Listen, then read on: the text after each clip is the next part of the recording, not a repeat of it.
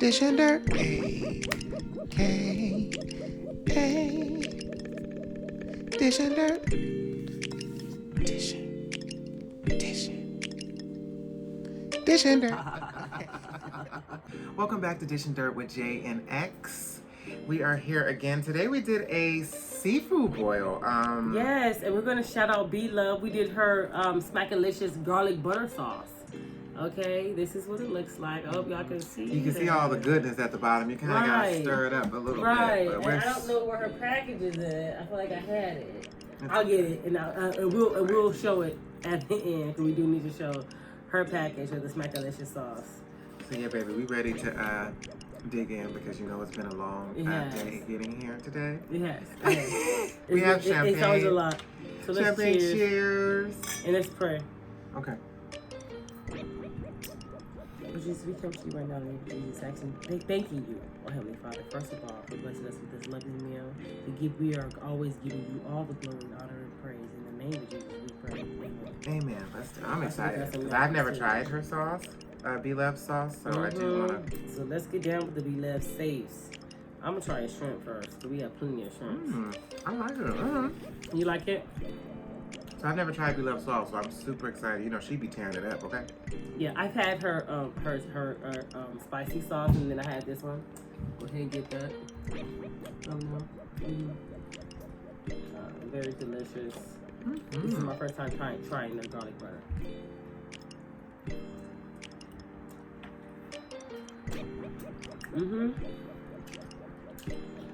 We didn't even add the ginger, and it still tastes gingery to me.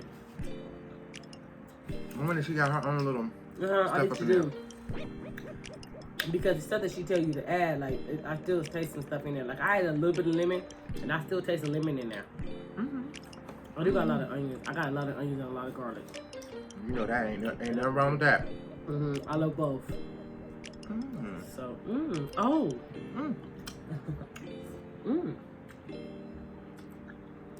Oh.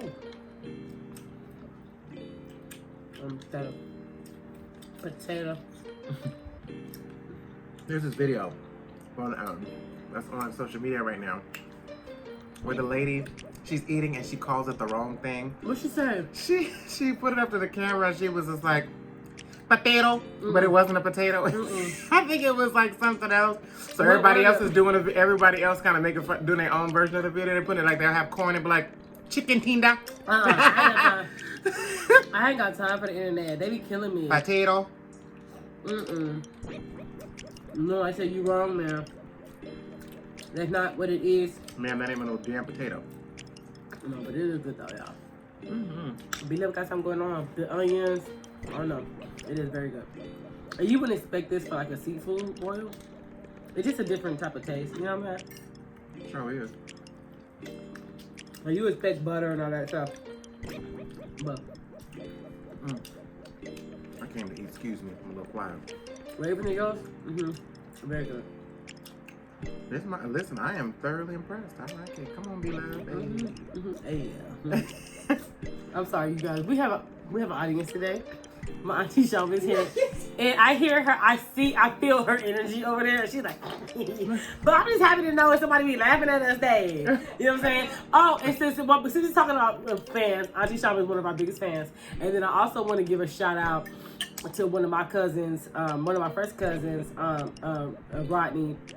I bet you look up the drink he made. He sent me a picture of the drink he made. I think it looked delicious. It looked delicious.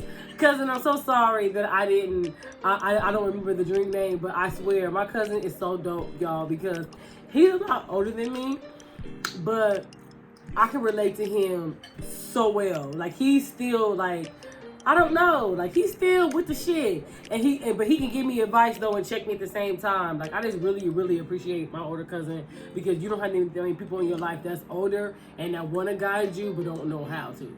You know what I'm saying? He's one of them older people. You know what I'm saying? Like, you have people in your life that, even though they older and they're giving you advice, they don't feel like they checking your ass. Like, I do be feeling checked, don't get me wrong. I do be feeling like he be getting me together, but it's not. I'm listening, Sissy Pooh, I promise. But how the hell we supposed to open this shit? She should have did a whole lobster tail tutorial before we even sat our asses down here to record. She know damn well I don't know how to open a crab leg, a snow crab, anything. We should have brought a whole damn toolbox to the table. So now I'm sitting here looking simple. She know I'm simple as hell and don't know how to open this. And I'm... Ooh, excuse me. And I feel like he can relate to me, and we get along very well. So shout out Rodney. I love you. Hey, Rodney. All right. I'm about to dip in with this crab leg, y'all. I mean, not this crab leg, this lobster tail. Lobster tail. I wish it was crab. I got the lobster tail open off camera, FYI. Crabs is super expensive right now. Seriously, we have been really trying to look for seafood because we knew we was going to do the Blove sauce. And, you know, we're going to shout her out on that stuff. But really, seafood was really hard to find at a reasonable price. Like, for real. Like, the shrimps, of course, was nothing. But even these lobster tails were like $10, and you see that's how small they are. Mm-hmm. You know what I'm saying? Like, I remember being able to get 3 lobster tails for like $5. You know what I'm saying? Maybe I'm just showing my age, but yeah. It's seafood is cost a whole lot more now. But they're saying that due to COVID that the ships are not being able to dock. And so that's why it's very hard to find seafood right now. That's reasonably priced. So yeah, that's why it's been a little difficult, you know. Okay. They was talking about $80 for one king crab leg. Okay, I said where? Yeah, one. I said where? And it was just a claw and the leg. You said excuse me? Yeah, excuse me. No. So And no, I definitely love me some seafood, but he's a pescatarian. That's all he eat. If let me be a pescatarian, I'll be eating some straight canned tuna every night. The way my bank account set up, please. I ain't got money for that. Like, I wish I could afford to eat some damn shrimp and lobster and whatever else. Well, I don't get lobster, but shrimp you can you can go to Target, you go to their frozen food area. I got 3 kids, so I ain't got true. money Now, that's to be a pescatarian. Okay, 'cause how I look. Eat lobster and what's in there and shrimps, and my kids is eating whatever else. They said, "Mama," I said, "Yeah." She like a regular mama because my mama did it. Shut up, fool. He said my mama had no problem.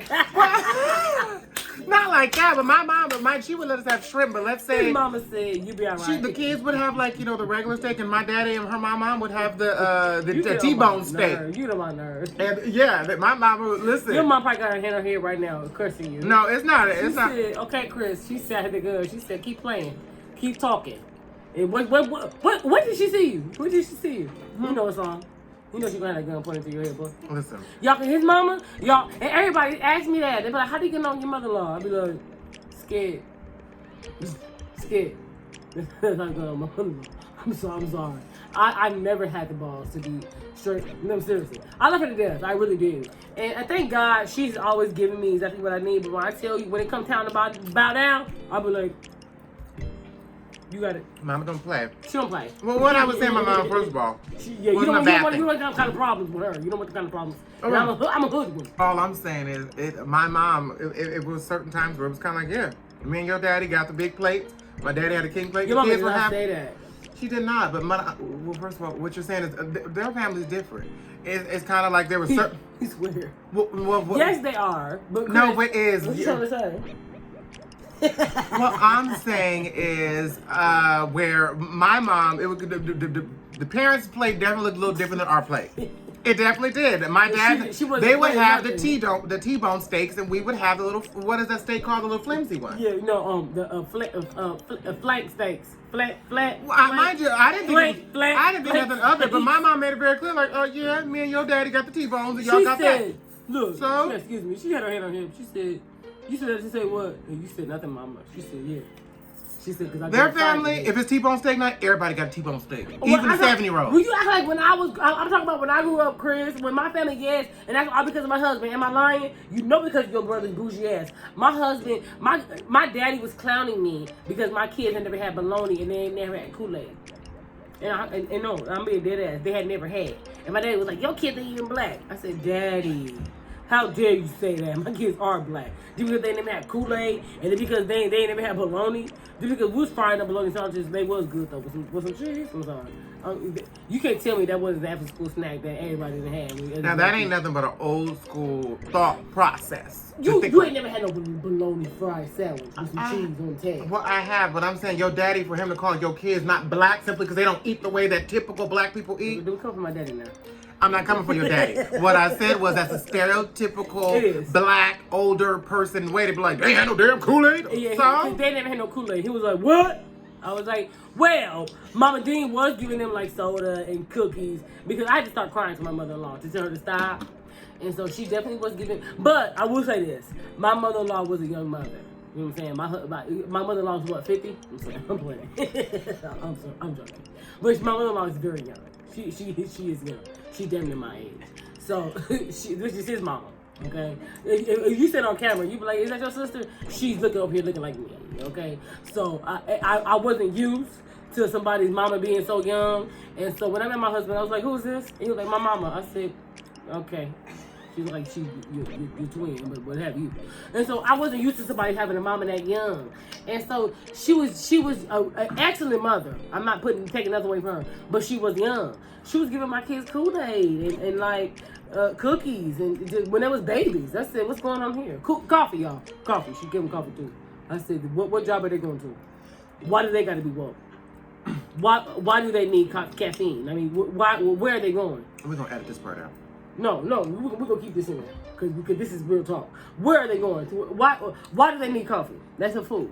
And you know, and that's just other people's mentality. You know what I'm saying? Like, they think that it's cool because they drinking coffee. Their kids give it to the baby. No.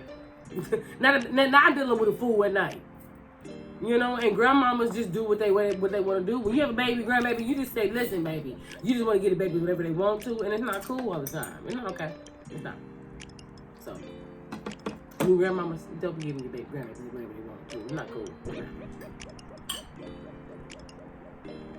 I might want to be in the good shit. Huh? I said, I know you guys want to be in the good shit. Well, listen, if she see it and she feel like you had a problem with her, y'all have already discussed it, you know she's going to make a problem out of it. You know she is. She hasn't seen one video about it. I'm sure she hasn't, but listen. As a woman, I remember having to sacrifice so much when I got pregnant. When we got married, you know, I had to change my name. It was so much I had to change. And I was tired of sacrificing. I'm sorry. As a strong woman myself, I was tired of having to sacrifice. When we get pregnant, we have to sacrifice how we act, how we are, our body shapes. Like, what does a man sacrifice besides nothing? Okay? Nothing. We are sacrificing so much. And then when we get married, we got to sacrifice our name. And then after we get married, we got to sacrifice how we behave. Oh, you ain't supposed to be drinking like that. Oh, you ain't supposed to be going out with your friends. Oh, I'm just like, listen, I'm tired.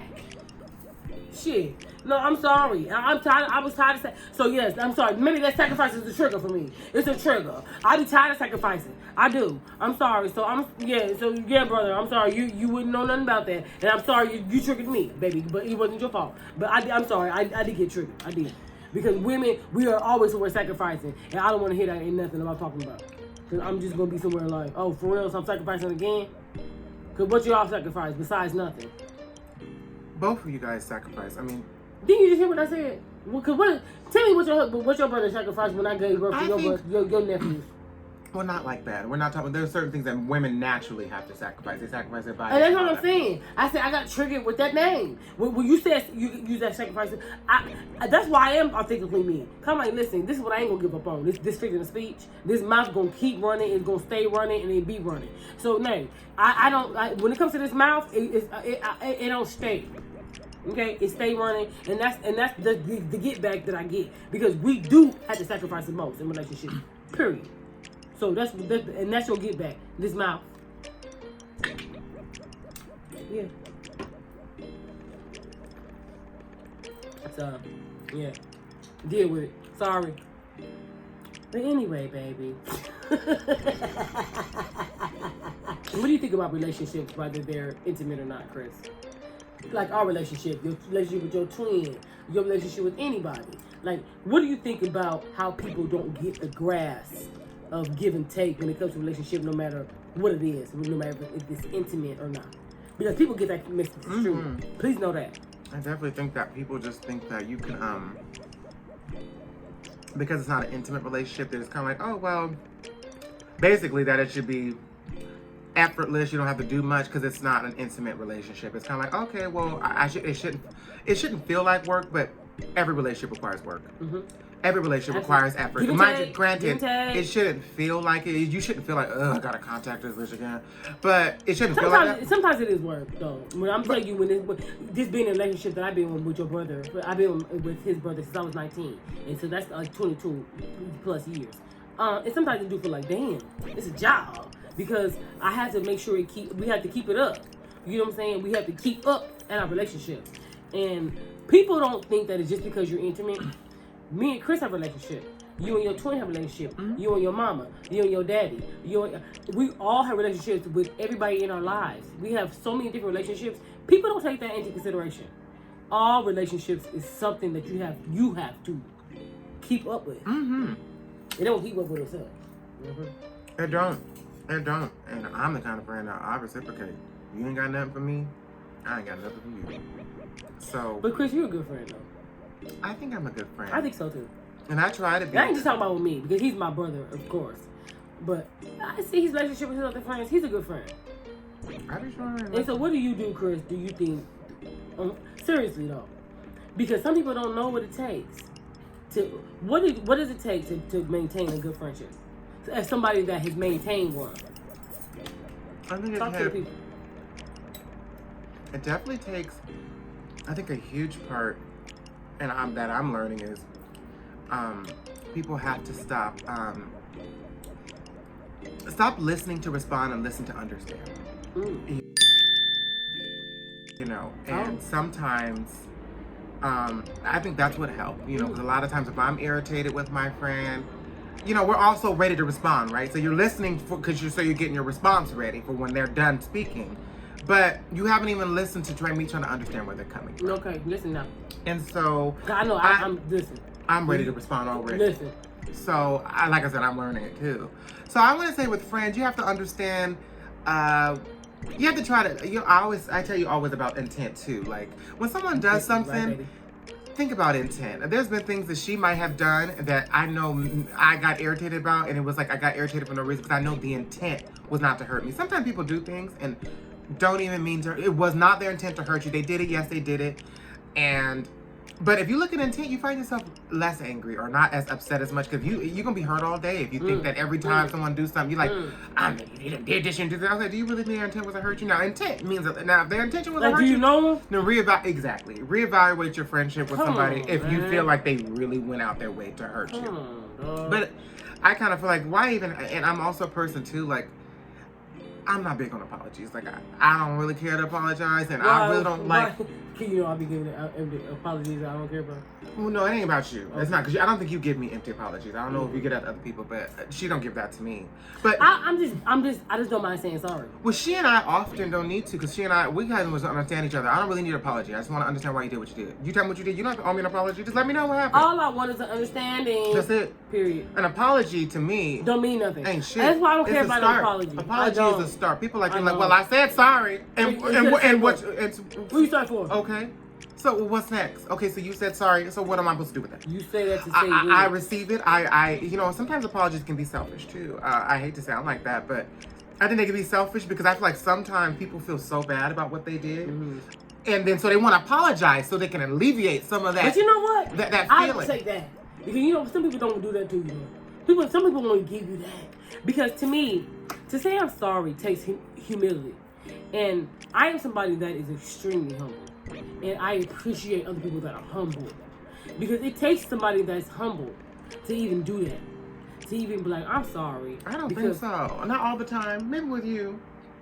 But somebody said they're sorry, you don't see the humility in that? I think some people are good at saying sorry. You know that. Men are good at it. They just say sorry. I don't know. They did. Sorry. Okay. And then they do it again. So clearly you don't know what the fuck you apologize. Excuse me. You don't know what you're apologizing for. Clearly. No, I get it. You don't know what you're apologizing. You have the people that apologize all the time. They always sorry, right? And after a certain point, you say, boy, I'm sick of your shit. I'm sick of the sorry. You ain't sorry. You're not. Because you keep doing it. So clearly you don't understand. So how about this? Keep your apologies. How about you listen to me? I'm sorry, and I do got my nerve. I'll be quick to be like, I don't need your sorry. I tell a lot of people that I don't need your sorry because half the time I don't believe it. Because I probably would hand out some sorries, but I really don't mean that I'm sorry. Just keep the peace, and that's only when I have to. You know what I'm saying? I definitely, if I'm really not sorry when I ain't gotta be, cause think about it. If I ain't got no reason to benefit myself on saying I'm sorry, then I ain't gonna say it. Cause most of the time, if I do some shit, I'm not sorry. I'm not gonna apologize. Just apologize. Cause here I feel like, if there's no bitch peace, might say it, but if there's no peace in my heart, meaning if I don't feel like I guess to make everybody else feel good, you apologize. But if I don't feel good, to make somebody else feel good. I said, boy, bye. I'm not sorry. I'll be saying that. I'll be like, you want me to say sorry? I definitely give the real. Is that what you want me to do? Because I can say sorry, but I'm not. See? I definitely. If I said it, heck, I probably meant it. You know what I mean? I'm sorry. I might give you the Real Housewives apology. I definitely would give you the. I'm sorry that happened. I'm sorry you feel that way. I'm sorry you feel that way. Which is very selfish. That's a slap in the face. I said, Heifer, keep that sorry. Well, I'm sorry you feel that way. No, I'm sorry. You feel that way. Keep that sorry, raggedy ass, stinking ass apology. Keep it, Heifer. Keep it. Because I didn't want it. I'm sorry. Heifer, I don't need it. Basically, I'm sorry you sad about the shit. Yeah. I'm sorry it's disturbing your sleep because I know I'm over here sleeping real good. Snoring and everything else. I'm over here with a good sleep. Yeah. So I'm sorry, you ain't getting no sleep. But I'm over here sleeping real good. Mm-hmm. That's all they're saying. And so I'm sorry. I do be like, I don't need your sorry. It's okay. Keep it. Because I know where it comes from. I'm cool on it. Yeah, they I didn't give out a couple of them. People get on my nerves. Like, people just, I always I see certain things. I'm like, you know what? This is a species that deserves to be extinct. Like, that's why I said I don't get no guns. Everybody can go. A shot. Everybody. I'll just clean everybody up. They wouldn't be right. Like, I don't need no gun. I will be out here just everybody. I don't need one either. No, for real. I'll be pointed at bugs. I said, open. Everything. It's open, man. It could be anything. I could be in traffic. My next door neighbor, she's raising a damn goat over there out of her child very loud. And if I had a gun, I'd be like Players Club with that gun. I said, open up. Open up the door, bitch. I would be banging with a gun. One way you can give back is giving back. Period. So, try to get back for this holiday season. Mm-hmm. Yeah, give back, baby. Shut up, fool. Get back, you know what I'm saying? It makes you feel good inside. But don't be offended when sometimes them homeless give you attitude. Don't take it personal. Okay, don't take it personal now. Don't get cussed. Sometimes they rather a cigarette before food. They said, you hear the play, baby. They said she said tuna. No, I don't want no damn tuna. No, wait, that's what am I talking about, y'all? No, that was it. There was another one when she was like, "Here, a nice sandwich for you." Who said that? A sandwich. I said $1, bitch. He threw the sandwich at her. Okay, what movie is that? The movie. Mine is Martin. Mine is scary movie. Mine is Martin. She had a sandwich. He threw the sandwich. She threw the sandwich at her, and threw it. He said, "I did $1, bitch." Yeah, do it at her. So you guys, my husband has his own story. That is just hilarious. I have one story before we get out of here. One story about a homeless person. When I tell you. It's so disrespectful. I might give you something. This lady, we were to say something. So in Hillcrest, but thank you. In an area out here, we used to hang out really late night and have coffee. Where is that? It was called Filter, and it was in Hillcrest, and it was a coffee place. And after the club, we would go drink coffee. We was just real adult, Mm-hmm. And we're grown or whatever. We didn't want to drive, so we went to Filter. It was 24/7. Right, you say let's get some coffee. And we were sitting just talking where there was this homeless lady. She wanted a cigarette from my friend, and he had a cigarette and he didn't feel like giving it to her, which is his prerogative. If you don't want to give it, you don't have to. And this lady, let me tell you, she said, "I'm gonna teach you." So she sat next to us, okay? And all of a sudden, we smelled this god-awful, I ain't got time. god-awful aroma. We were like, oh, we think she set out and purposely said, "You gonna learn that day." She leaned over, look. She was laughing. She didn't let one go. We sitting there. You look at your friends some kind of way. Fumes just came up. They said. Okay, that's she said that. I must have looked at her and I said, oh, and she got up too. She got up like, she said, "Excuse me, Hopefully you enjoyed that secret. Hopefully it was worth it. Take that. And then she walked off and left us that Take because that. I was looking at my friend like, you know we don't know each other. We said, do not like each other like I that. kill you. The way it was funky like that, she must have got up after she got done too, kind of like. She said. No, I don't think it was a quick one. I think it was a. She said. It was one of them, you know, them long ass, and it linger on till you get up. It says. That's one of those which I nearly wanted to. You said, bitch, I kill you. I wanted to chase her. Yeah, you said. I wanted to. No, real one though. I wanted to do a basketball wife, like throw a drink in her face. Well, that concludes everything. Thank you guys for tuning in to Dish and Dirt again with us again. Our apologies. It's dark in here. It's a bit of a mess today, but I mean, we do. But we did have a good time. We eat it. I'm sorry, I didn't eat much. You didn't eat it. Yeah, you were. No, I finished it. You had no fun to watch it. Anyway, you guys have a great evening. Bye.